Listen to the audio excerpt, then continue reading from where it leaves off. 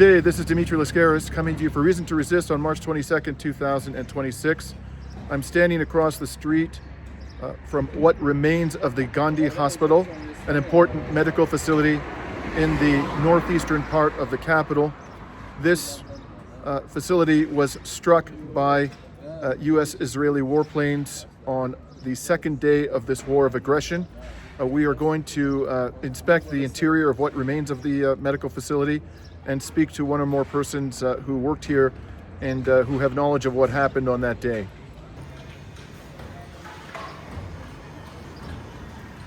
This is the name of the hospital here.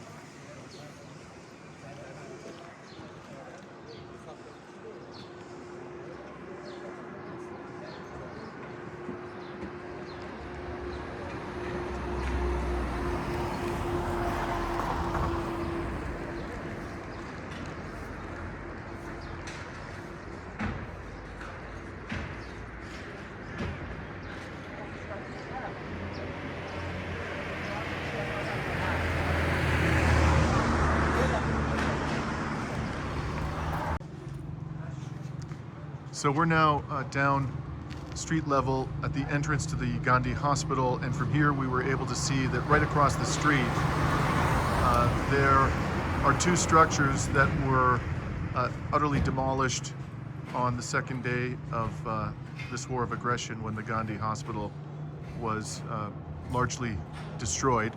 And the people here tell us that in fact this appears to have been the primary target of the strike. The destroyed structure on the right was a residential building similar to this one here, which remains largely intact. And the structure on the left was an administrative building of the IRIB, the Iranian state broadcaster, whose facilities have been repeatedly struck by the U.S.-Israeli war machine during this war of aggression. So it may well be that the IRIB facility, as you can see, totally destroyed. There's a satellite dish still remaining on top of the roof. That was the primary target.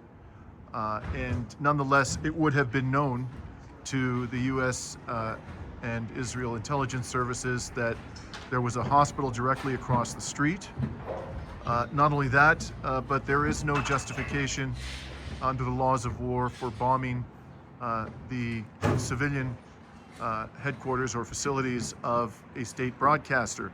No matter how much you may dislike their editorial perspective and disagree with their reporting, that does not provide any moral or legal justification for destroying a building, knowing full well that in so doing you are risking the people who are working and being treated in a hospital facility right across the street, no more than, I would say, 30 meters from the IRIB facility.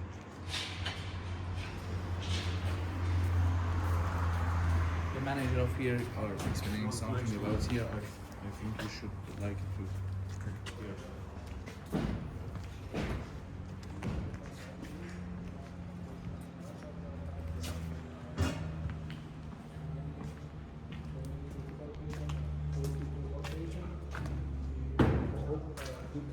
can evacuate all of them with the help of the emergency personnel and also the ambulance of the government ambulance and also private ambulance. Just one serious injury. We had one of our person had his injuries that went under the surgery in another hospital, and he luckily he got discharged 2 days ago. Besides that, everybody has a small injuries, not something very serious. We had two very critical patients. One child that was in the NICU under the ventilator, and one adult that we carried on with the ventilator as well. That was the hard part about moving patients. And what kind of patients do you generally take here? Usually it's a general hospital. We have all kinds of hospitals. One of the things that the moving of patient was hard is the ICU patient and NICU patient. There are patients under critical care. So that was very hard part to move, but we have all kinds of patients here. The damage was very huge for our hospital. The financial part and also the medical equipment that we lost was a lot. We had some of the important part of in this hospital was one of them was that we had a cell therapy clinic and cell therapy factory here. It's only 3 in the country, and that place totally damaged. What is it? Cell therapy, producing Cell cellular. therapy. Yeah, Cell therapy. Therapy. Cell therapy. Yeah, we had a factory. Can you spell it? Can you spell it? Cell, CELL, therapy. TR. Cellular therapy. Therapy. We get the part of your body, make a cell for you, and then inject it to the body. It's for Stem good cell, stem stem cell cell. and all kind of cell, not just a stem cell. It's like a new generation of the medicine. It's not, they don't do it in the US and other countries, only India, Iran, some countries do that. Also we have we are very famous for the IVF. IVF is a part for infertility problems. And we had around maybe a couple thousand donors, and we have tanks that's full of the babies that we made for the future of the country and people. So we save them as well. One of our main things that we do here is our cardiac surgery and our cardiac problems. We have a cath lab here that's been very damaged. So we were very famous for IVF, cardiac, and also for the cell therapy.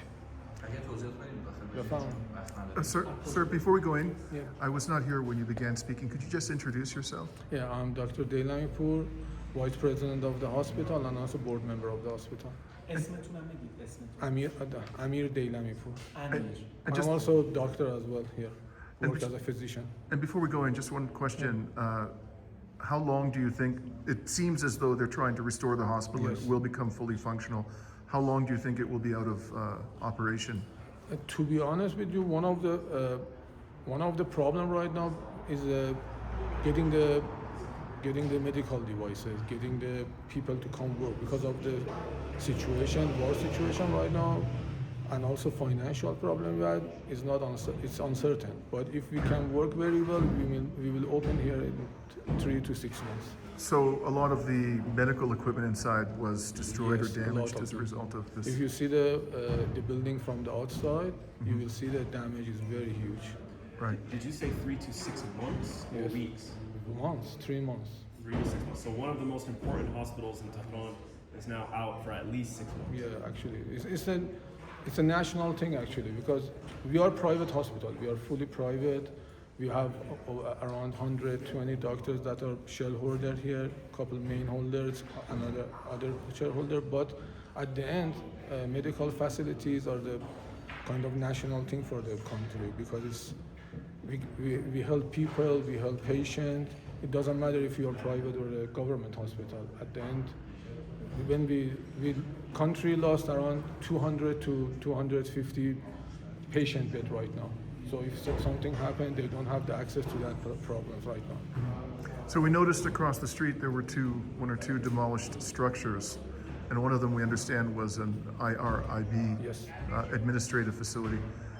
Is it your belief or understanding that that was the primary target of this attack? It was the primary target, I think.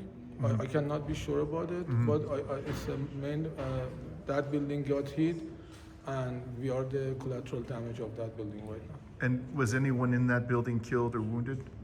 To be honest with you, I don't know about that. Hopefully not, but probably people were there too as well. Right. Let's go. Thank you. Merci.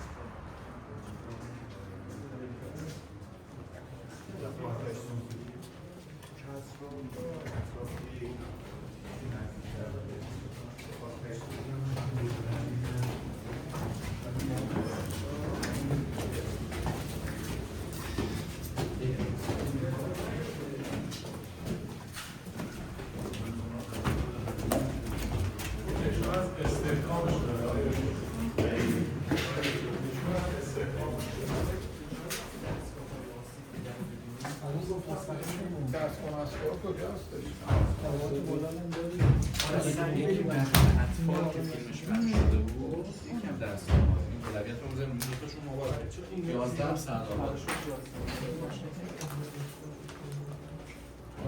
Ahmed, I asked him to show the location that equipment is damaged.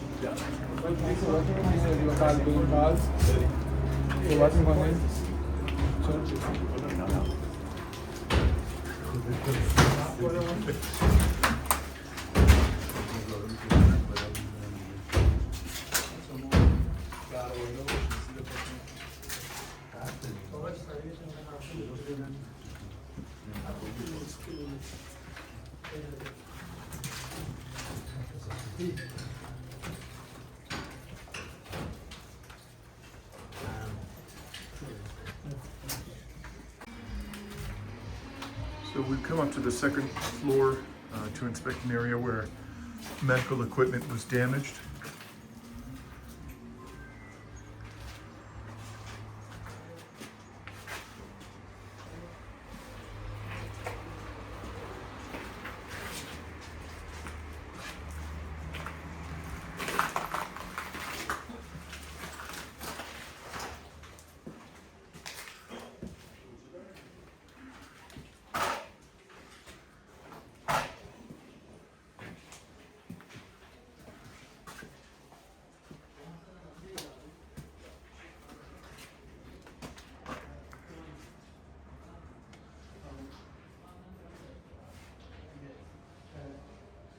You see across the street there, this was apparently the primary target of this attack. That is an incubator, which you can see from the writing on the door.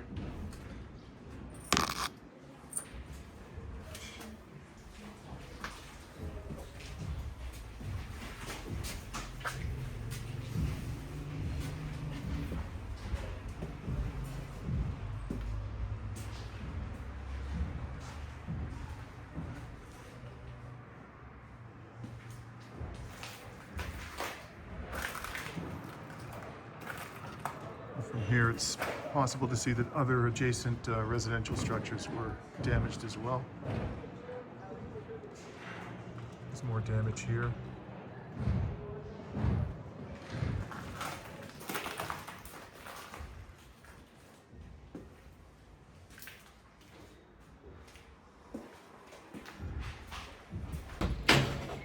We've now come up to the third floor of the Ghandi Hospital so that we could get a better view of the building that was targeted right across the street. What you see behind me are the remains of the IRIB administrative building.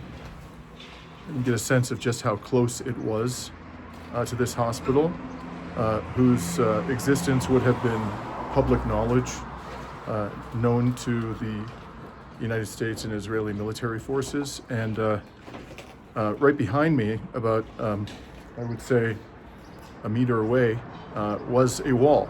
The exterior wall, the front wall of the hospital. As you can see, it's been completely blown away. There is no more wall.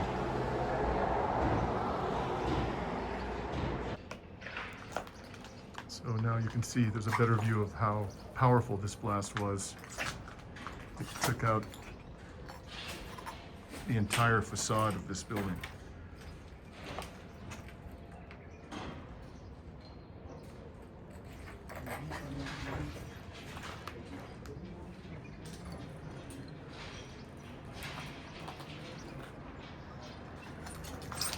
Now would be a good time to remind our viewers that hospitals have specially protected status in international law.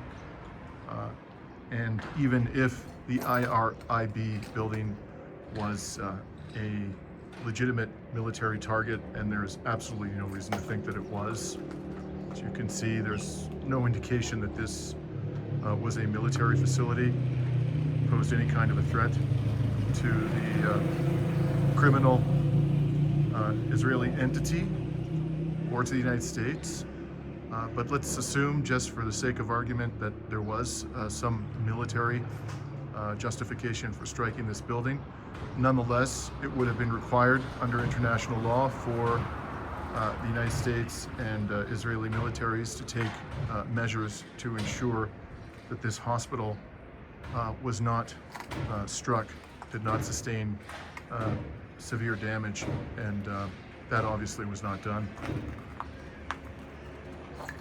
And quite apart from the near certainty that the hospital would, because of its proximity to the IRIB building, sustain severe damage and possibly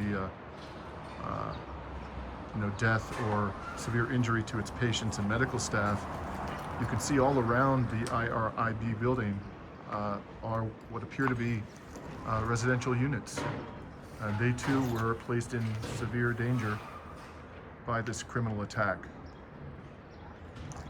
And quite apart from all of those considerations, there's absolutely no justification in international law for the launching of military hostilities against the Islamic Republic to begin with. The entire war is a crime against humanity.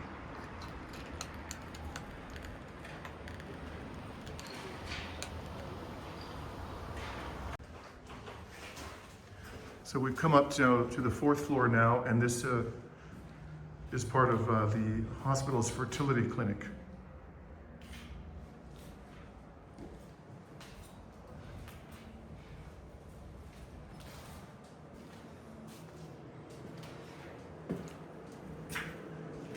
So now we are on the opposite side of the street where the IRIB building is situated. You can see that even on the other side of the building, towards the rear of the hospital, there has been severe damage. Again, demonstrating the power of the blast. And this is very expensive hospital. Very expensive.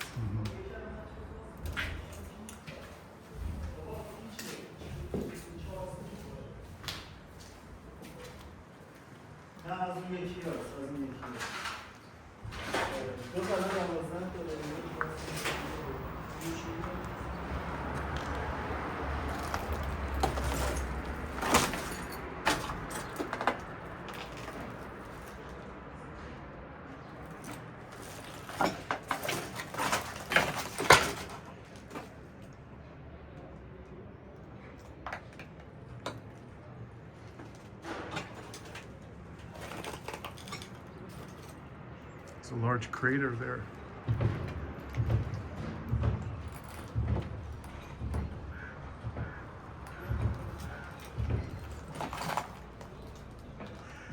It's a small building. Yes. Comparing with this hospital.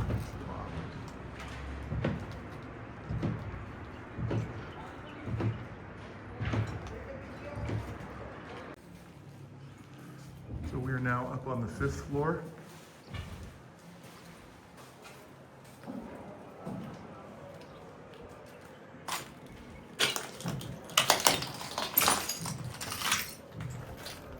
Give a better view here of the crater beside the IRIB building. Again, The blast was so powerful that it eviscerated the exterior front facade of the building.